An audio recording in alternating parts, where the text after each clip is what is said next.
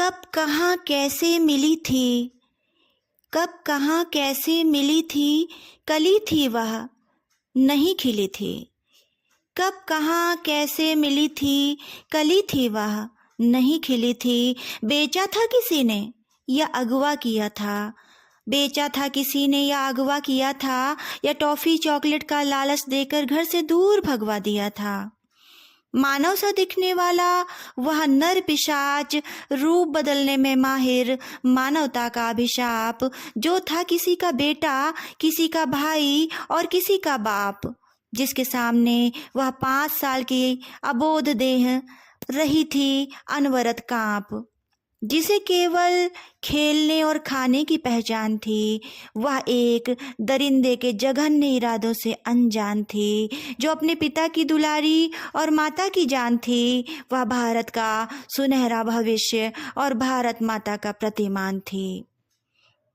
कर चुका था वह पापी अपनी कामाग्नि का शमन और पेट भर पाप, कर चुका था वह पापी अपनी कामाग्नि का शमन और भरपेट पाप।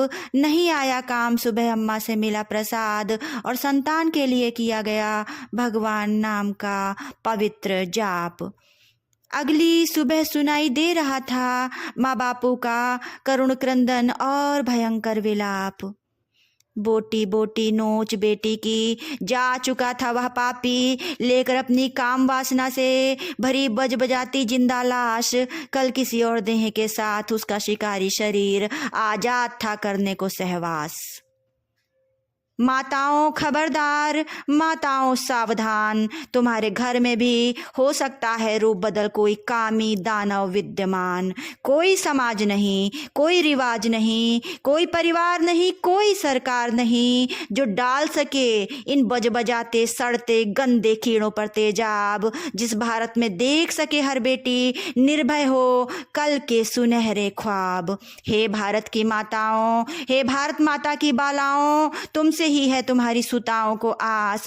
तुम ही ला सकती हो प्रलय, तुम ही से होगा असुरों का समूल विनाश। इससे पहले कि मात्र शक्ति हो जाए मृत तुल्य, अशक्त और निराश। केवल मंदिरों के ढांचों में नहीं होता है धर्म का निवास। मानवता से हीन भारत का नहीं हो सकता है ढोंगी बयानों से विकास। मानव मन की सफाई न हो पाई, मानवता की बेल यदि प्रत्येक आत्मा में न पनप पाई, तो नहीं कर सकती पतित पावनी गंगा मैया कुछ भी साफ।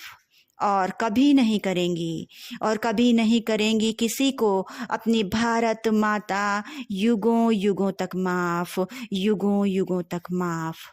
अमिता आशीष।